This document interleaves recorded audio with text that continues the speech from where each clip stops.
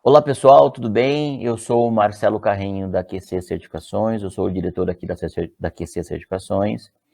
Hoje eu trouxe um tema bastante pertinente que nós viemos discutindo aí ao longo de umas semanas para cá, que é um tema bem coerente, um tema bem... até o Fernando vai falar para a gente, né, que é a pessoa que nós convidamos para fazer parte aqui do nosso vídeo. Isso é um tema corriqueiro, né? Se acontece isso nas unidades por aí. Bom, o tema que nós estamos trazendo para cá hoje chama Boas Práticas de Compras voltados à unidade de saúde, né? Qual que é essa preocupação? Qual que é esse ponto? Então, a gente pensou um pouquinho aqui como nós somos uma empresa de certificação de produtos para a saúde, então nós temos uma boa bagagem nessa parte regulamentar da parte dos equipamentos, né? Então achamos coerente levantar um pouquinho essa ideia, essa bandeira, né, dessa questão de o que as empresas, né, no mercado, as empresas de produto para a saúde no mercado nacional, no mercado aqui no Brasil, o que implicaria para elas, o que elas precisam atender para que elas possam começar a venda de um determinado produto no mercado, né? E aí veio esse ponto, se as empresas, eu tenho quase certeza que, eu não vou dizer 100%, que a gente nunca diz 100%, mas muita gente já sabe o regulamento que se aplica a elas, né? Tem uma certa interação com a Anvisa. Mas será que os compradores, as pessoas que compram, né, também sabem dessa parte regulamentar da empresa? Também sabem dessas questões de leis, portarias, normas que se aplicariam às indústrias e também ao próprio equipamento, por exemplo, né? Então, eu trouxe aqui o Fernando, eu vou pedir para ele se apresentar. O Fernando é uma pessoa que tem um know-how incrível na parte de compra de equipamento, na parte de gestão de equipamento dentro das unidades de saúde. Então, ele pode compartilhar muito com a gente aqui o conhecimento dele e principalmente nessa gestão de compra de equipamento. Certo, Fernando? Fala aí um pouquinho de você, se apresenta, para a gente poder começar a bater um papo aqui sobre esse tema. Beleza, vamos lá. Bom, pessoal, obrigado aí pelo convite. Falar um pouquinho dessa parte tão importante hoje aí do mercado relacionado a equipamento médico, que é a parte de compra, né? Que todo mundo sabe, o equipamento médico hoje ele tem um custo muito elevado dentro de uma instituição e manter esse equipamento funcionando também é muito, onera um gasto enorme para a unidade de saúde, tá? Eu sou de formação da área voltada à área de engenharia clínica, tá? Fui durante muito tempo comprador em hospitais públicos, depois particulares, então a gente criou aí uma certa experiência aí para estar falando um pouquinho desse assunto, tá? Tendo as duas visões, tá? Tanto do público quanto do privado, tá? Então eu estou na área há 17 anos, entendo um pouquinho aí dessa parte relacionada à especificação técnica dos equipamentos, algumas exigências que a gente solicita, muita gente acha não necessária, mas que a gente consegue discutir bem, ser muito importante aí na fase de compra de um equipamento médico, tá? Então, conforme o Marcelo me pediu, falar um pouquinho de uma visão geral da compra de equipamento, como que ela funciona dentro de um estabelecimento de saúde, de uma unidade de saúde, tá? É uma visão geral. Normalmente, quem participa fortemente desse processo, que consegue dar um parâmetro importante para a administração, para o departamento de compras, é um profissional da área especializado, um engenheiro clínico, ou tecnólogo, ou um engenheiro biomédico, que ele já tem um certo conhecimento de como deve ser feita essa avaliação de compra, tá? Não vou entrar muito no mérito técnico aqui, mas a gente sabe aquela conta do iceberg, onde a gente vê somente a ponta, aquele custo operacional do equipamento durante os 10 anos, para saber o que é viável economicamente ou não, tá? Logicamente, isso é feito pelo departamento técnico, mas esse é o primeiro ponto, logicamente, que deve ser avaliado numa compra, tá? Seguindo, né, a gente precisa, o que dispara um processo de compra dentro do hospital, tá? Costumo falar que são 3 vias aí, normalmente uma substituição de equipamento devido à obsolescência, que a gente chama, que é quando aquele equipamento já não fornece segurança na sua utilização, já está ultrapassado tecnologicamente, ele já não tem uma função adequada para a utilização, não tem o mesmo desempenho, tá? Então, normalmente, devido a esse motivo, é um processo que dispara o processo de compra. Outro motivo que é a aquisição de um novo serviço. O hospital vai implantar um novo serviço médico, um novo atendimento, uma clínica de hemodiálise, um outro serviço, e aí para esse serviço eu vou ter que reestruturar o meu hospital ou esse ambiente novo. Também é onde a gente costuma disparar os pedidos de equipamento novo. E por último, logicamente, existe o processo de atualização tecnológica. O pessoal acaba pedindo uma substituição de equipamento, existe um equipamento mais moderno, com uma tecnologia mais moderna, que consiga me entregar uma quantidade de exame maior, isso vai influenciar no meu fluxo de trabalho, produtividade, custo de processo, tá? Então, normalmente são essas 3 vias que a gente acaba vendo disparar as solicitações de compras, tá? O que acontece, que eu acho que é uma coisa importante, né? A gente tem algumas preocupações, tá, relacionadas a esse processo. Isso ficou muito evidente na época da pandemia, tá? Eu não sou um burocrata, mas a questão de barreira fiscal ou barreiras técnicas que existe, ela tem sim uma sua certa importância, tá? Logicamente, liberdade econômica é muito importante para o país, mas essa barreira técnica, ela também tem a sua importância. Eu diria que é uma liberdade com responsabilidade, né? Exatamente, a gente tem que ter critérios para se fazer isso, e todo mundo sabe que isso não é uma exclusividade do Brasil. Os Estados Unidos têm o FDA, que faz isso muito mais forte do que o Brasil, entendeu? Alguns sistemas regulatórios muito mais pesados, tá? E o Brasil tem a sua estrutura, acho que regulatória muito bem desenvolvida, muito bem aplicada, e que eu vejo sim que tem um fator importante, tá? Relacionado principalmente à área de equipamento médico. Então, assim, tirando o ponto de ser economicamente ou não viável para o país, é uma coisa técnica importante. Eu classifico como importante a gente ter alguns requisitos técnicos que devem ser cumpridos pelo aquele fabricante que vem de fora. Para o fabricante nacional, ele precisa atender algumas normas sim, para garantir que a gente tenha um equipamento seguro, tá? A gente está trabalhando com vida, com paciente, e durante a pandemia a gente viu o seguinte, a gente sofreu com falta de ventilador pulmonar, falta de máscara, falta de um monte de insumos e equipamentos relacionados à área de saúde. Então, o que aconteceu? A Anvisa flexibilizou algumas normas, facilitou alguns caminhos para alguns fabricantes, alguns importadores, tá? Isso acabou gerando, pessoal, e a gente está vendo isso, eu estou vivenciando muito isso hoje no meu dia a dia, uma enxurrada de equipamentos que não passaram, às vezes, por testes de desempenho. O que seria esses testes de desempenho? É uma parte do requisito para se registrar um produto do Brasil. Mas ele é complexo, ele é difícil, ele é demorado? Sim, mas ele tem uma importância muito grande nesse processo de garantir que o equipamento seja seguro. Então, o que é esse teste de desempenho? O meu fornecedor, o importador, o fabricante, leva um equipamento lá para o seu laboratório e vai fazer um teste de desempenho, ver se ele funciona corretamente. A gente tem visto hoje no mercado alguns fabricantes que, devido à flexibilidade da pandemia, pularam esse teste. Não foram obrigados a fazer, o equipamento foi registrado e o equipamento veio para campo. E o que a gente está vendo agora? Esses equipamentos começaram a dar problemas sérios que estão relacionados a até casos de óbitos de pacientes estão sendo avaliados, entendeu?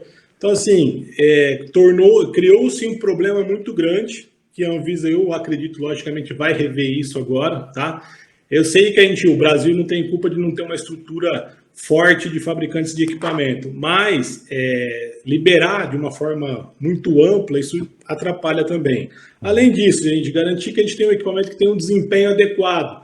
A gente precisa ter o pós-venda, né, pessoal? Todo mundo sabe que o pós-venda, a gente vive, nosso dia a dia aí, é tão importante nas nossas vidas, porque se eu compro um equipamento, eu quero que ele seja utilizado o maior tempo possível. Então, se eu não tenho uma estrutura de assistência técnica, uma estrutura que me forneça peças e que eu dependa depois de uma importação de peça, de repente, se o meu importador veio lá da China e ele não tem um estoque de peça de reposição no Brasil, isso vai gerar um impacto muito grande para a sociedade, para os usuários. Tá? Falando em equipamento simples, para equipamento médico muito maior, disponibilidade de equipamento. A gente sabe aí, se eu não tenho equipamento disponível, eu não consigo atender, eu bloqueio leito, eu bloqueio sala. Isso impacta muito no meu tratamento de paciente, no meu cuidado ao paciente, tá? Então, a Anvisa liberou, eu entendo os motivos, aceito parte deles, e algum deles eu acho que a gente tem que sim ser um pouco mais rígidos.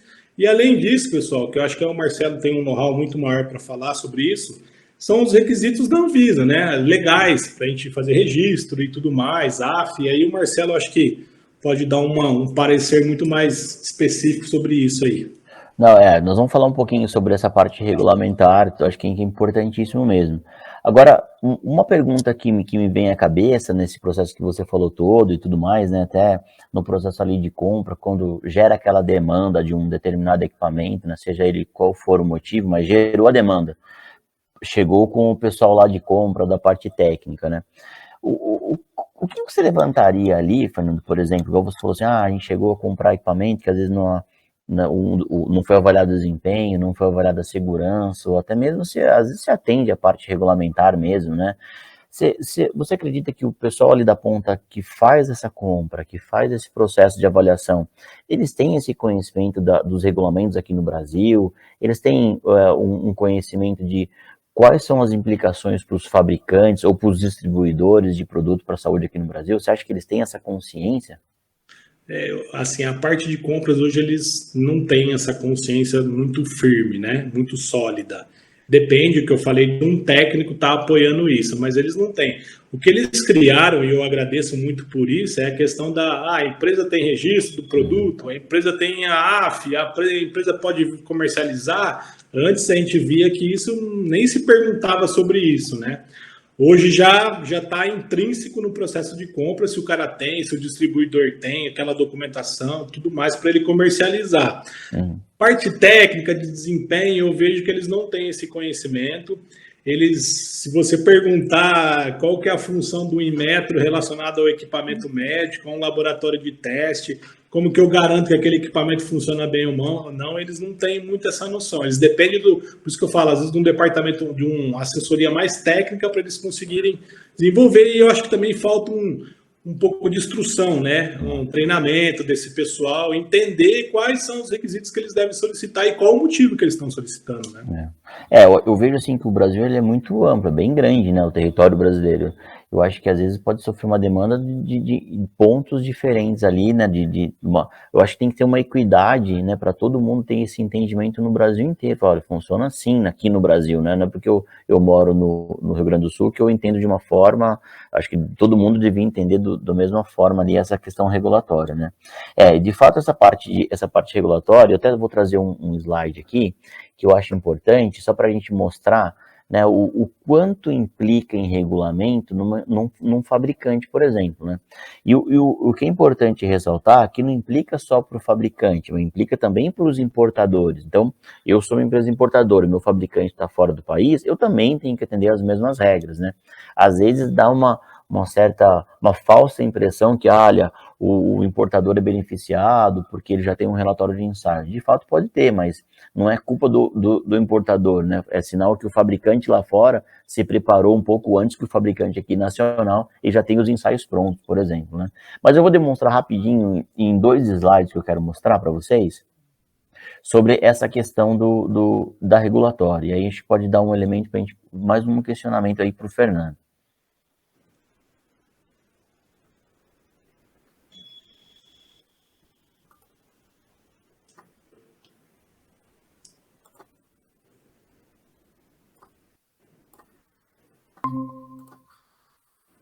Acho que você está vendo minha tela aí, não tá, Fernando? Tô vendo. Acho que começando aqui. Legal. Então, um slide que eu quero trazer é o seguinte. Então, por exemplo, quando um fabricante ou importador pensa na regulamentação de um produto aqui no Brasil, e mesmo não só do produto, mas da sua empresa, né? Ele basicamente ele pensa em 3 instituições aqui no Brasil. Um é o próprio Inmetro. Né? O Inmetro ele traz as portarias que fazem referente à certificação do equipamento médico hoje no país. Então, Dificilmente, se um equipamento ele for elétrico, dificilmente ele não será certificado. Então, se você traz um produto, ele é elétrico, né? Ele com certeza precisa de certificação.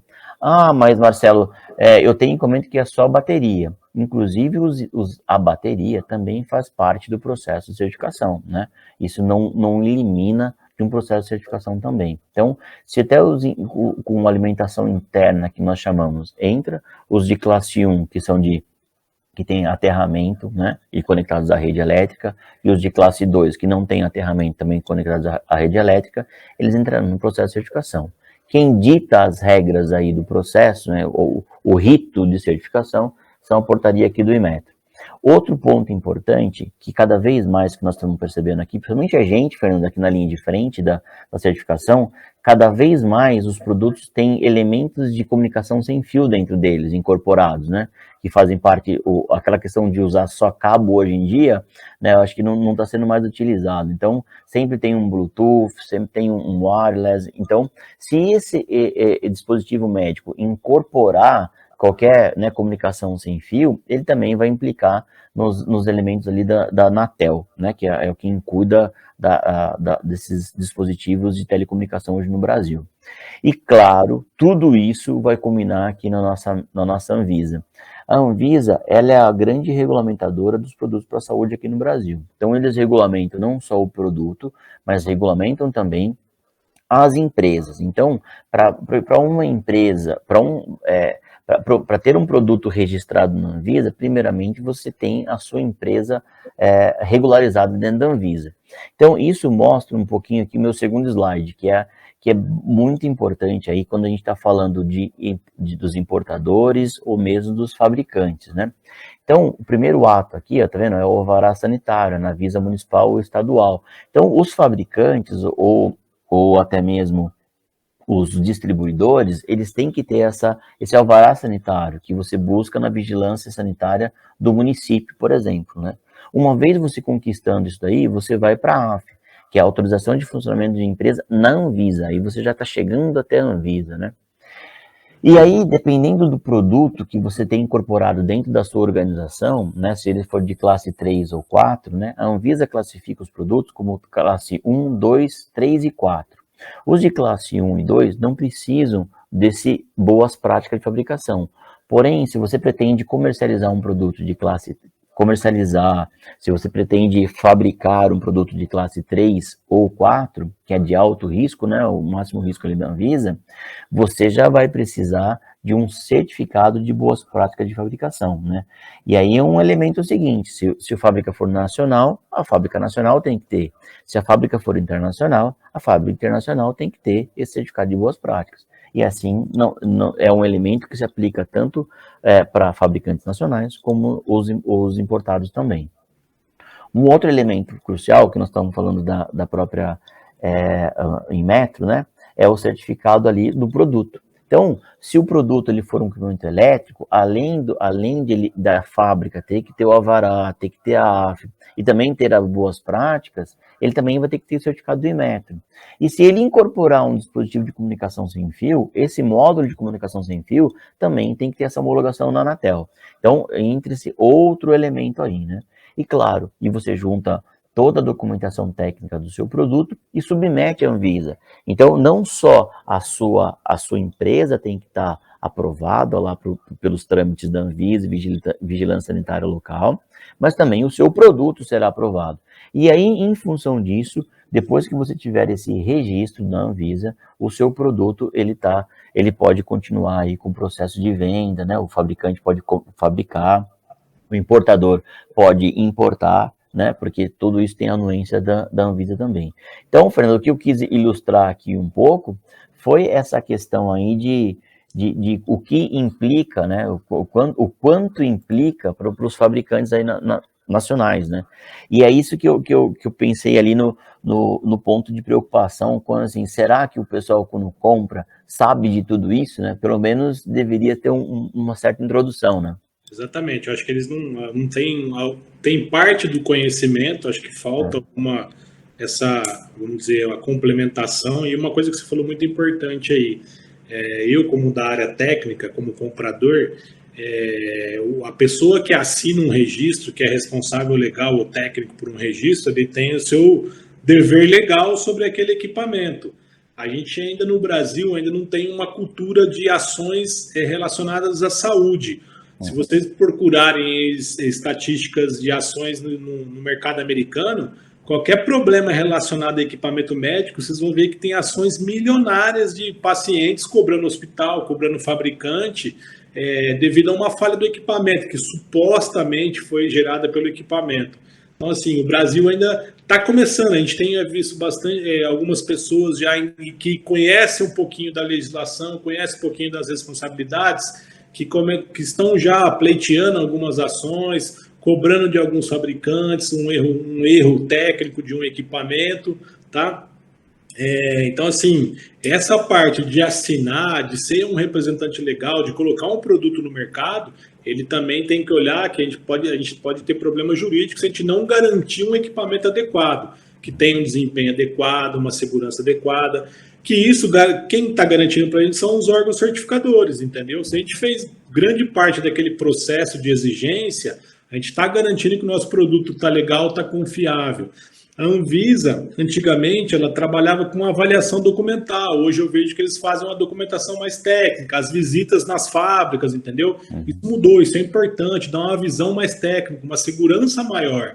Isso eu tenho visto e está me gerando boas expectativas aí para um futuro mais adequado aí para a gente. Bom, legal. Gente, eu acho que nós tínhamos programado isso, eu acho que é uma boa discussão, eu acho que levanta bons pontos aí para a gente conversar mais para frente. Eu acho que o Fernando levantou vários pontos, acho que a parte regulatória é uma delas, mas o Fernando já destacou vários outros ali, né? Responsabilidade de pós-venda, né? O quanto o responsável técnico é responsável do produto no mercado, né? Então tem muito desses pontos aí para serem discutidos aí. Fernando, agradeço aí a sua participação, acho que endossou o que a gente precisava, né, com o seu conhecimento, e é isso daí. Muito obrigado aí pela sua participação, viu? Agradeço pelo convite aí, estamos à disposição. Obrigado aí. Fechado, obrigado. Valeu.